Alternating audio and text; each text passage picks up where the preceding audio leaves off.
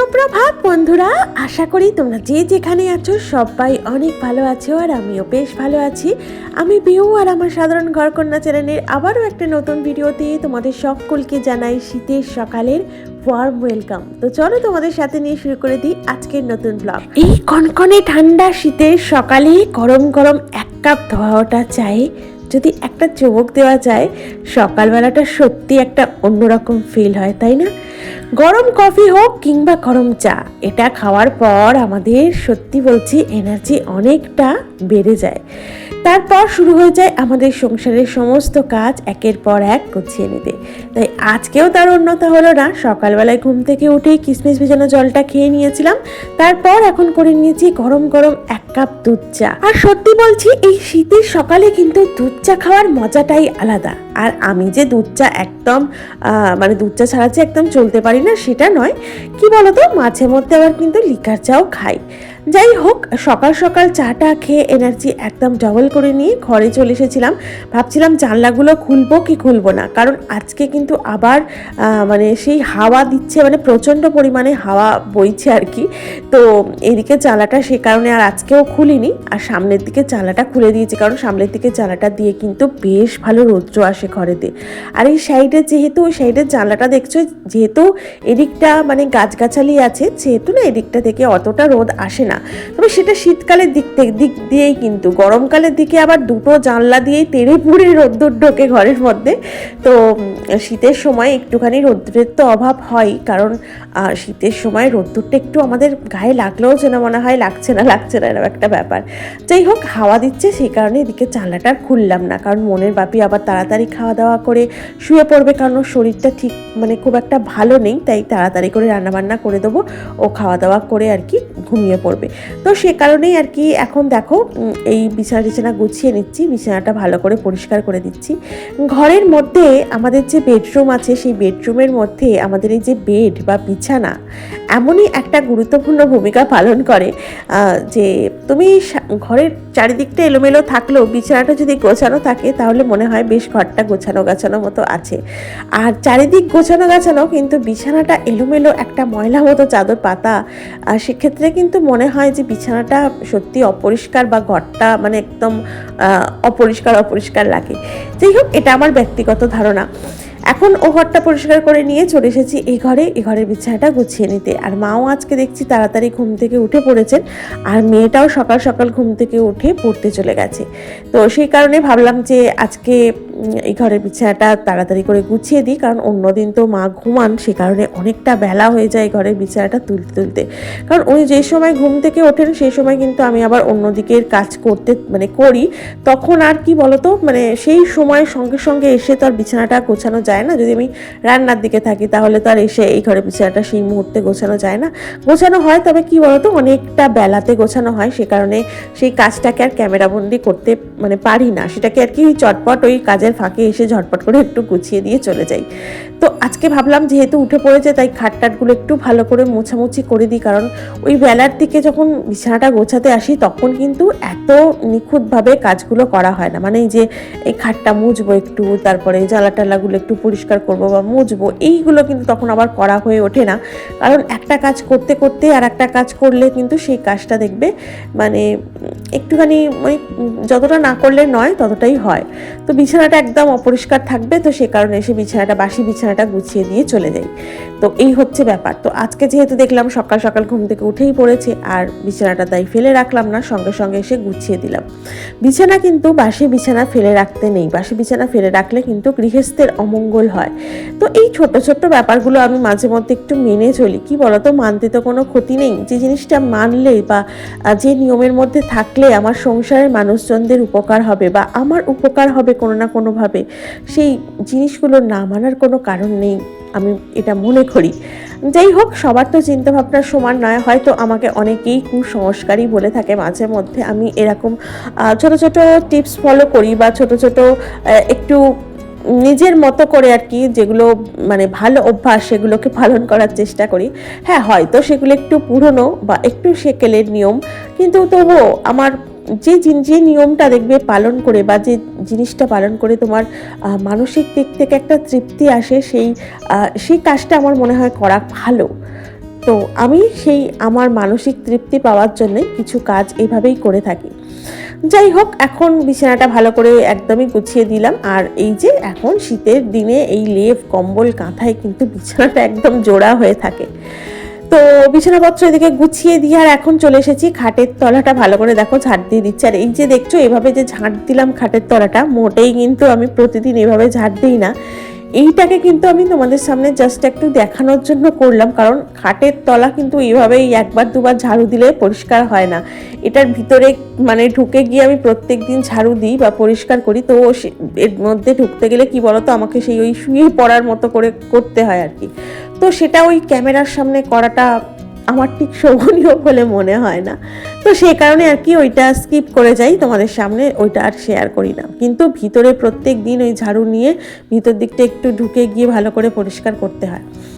যাই হোক, এদিকে ঘরদোর ঝাটফাট দিয়ে মোছামুছিও করে নিয়েছিলাম, আর সেটা তোমাদের সাথে শেয়ার করলাম না। আর এখন দেখো চলে এসেছি জলখাবারের দিকে।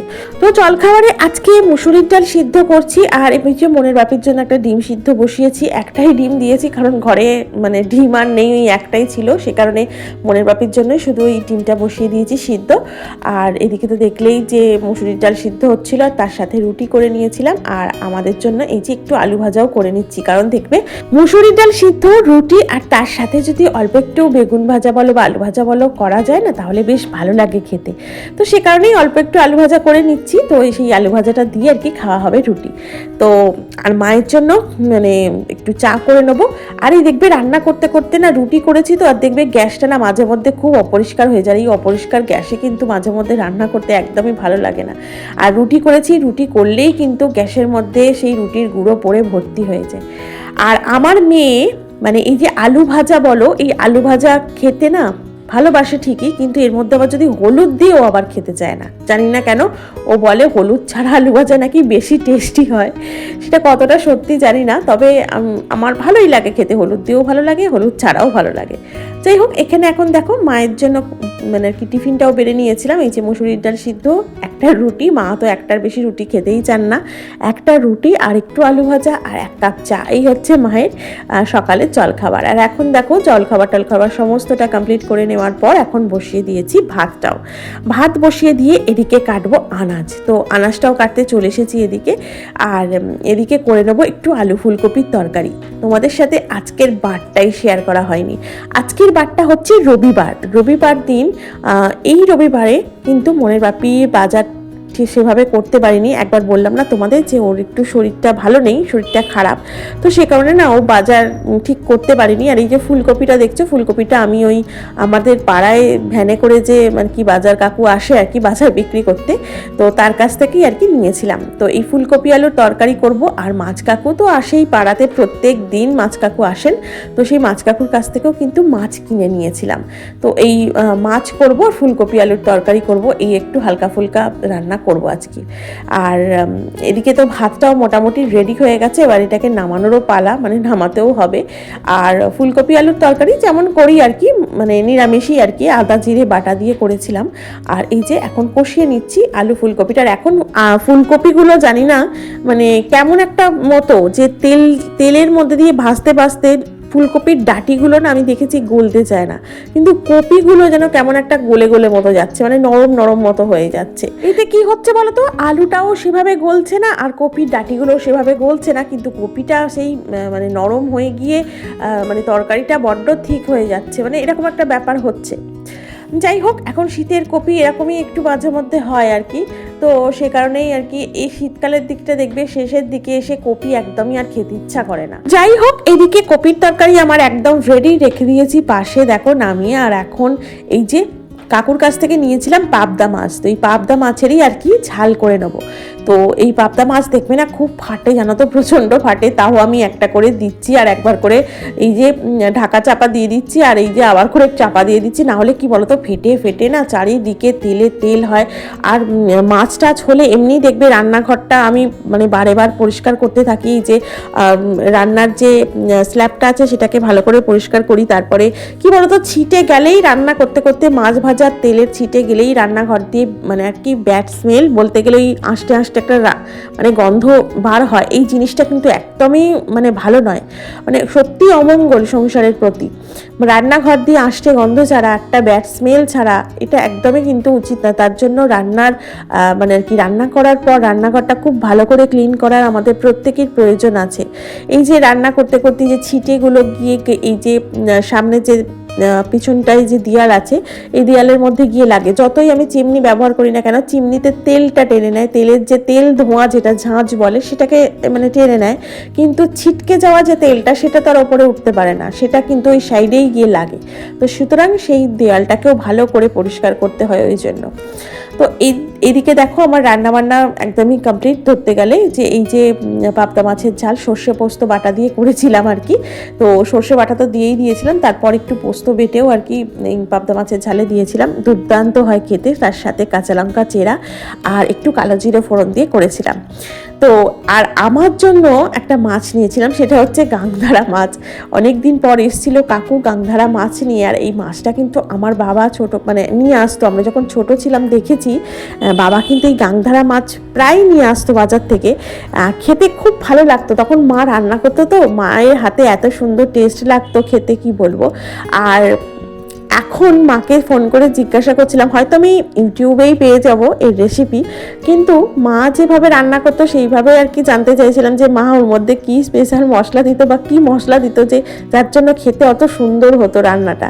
তো মা যেভাবেই বলে দিয়েছিল আর কি সকালে ফোনেতে, ওইভাবেই রান্না করলাম। ওই আদা রসুন বাটা ফাটা এইসব দিয়েই করেছে। আর মনের বাপি যেহেতু ওইসব মানে কাংধারা মাছ টাছ খায় না, তাই ওকে ওই ডাল দিয়েছিলাম, একটু ডাল সিদ্ধ করেছিলাম না, তার থেকে একটু ডাল তুলে রেখেছিলাম, মনের বাপিকে একটু ডাল মানে কি সাতলে দিয়েছিলাম ফোড়ন দিয়ে। তো ওই ডাল, ফুলকপি আলুর তরকারি, পাবদা মাছের ঝাল, এই দিয়ে আর কি আজকে দুপুরের লাঞ্চটা ওরা সবাই কমপ্লিট করেছে, আর আমি করেছি ওই কাংধারা মাছ। এদিকে দুপুরবেলার লাঞ্চ সেরে চলে এসেছিলাম ব্যালকানিতে একটু রোদ্দুর গায়ে মাখবো বলে। আর এখানে আসতেই দেখছি সামনের মাঠটাই হচ্ছে অঙ্কন প্রতিযোগিতা, মানে আঁকার প্রতিযোগিতা। আমাদের এখানকার ব্যবসায়ী সমিতি থেকে আয়োজন করা হয়েছিল এই অঙ্কন প্রতিযোগিতার। বেশ ভালো লাগে জানো তো, সামনের মাঠে বেশ অনেক ছোট ছোট অনুষ্ঠান হয়। তো চলো আজকে ভিডিও এখানেই রাখলাম। তোমাদের যদি ভিডিওর কোনো অংশ ভালো লেগে থাকে অবশ্যই এটা লাইক করো, কমেন্ট করো, চ্যানেলটিকে সাবস্ক্রাইব করে পাশে থেকো। আজ তবে আসি, টাটা।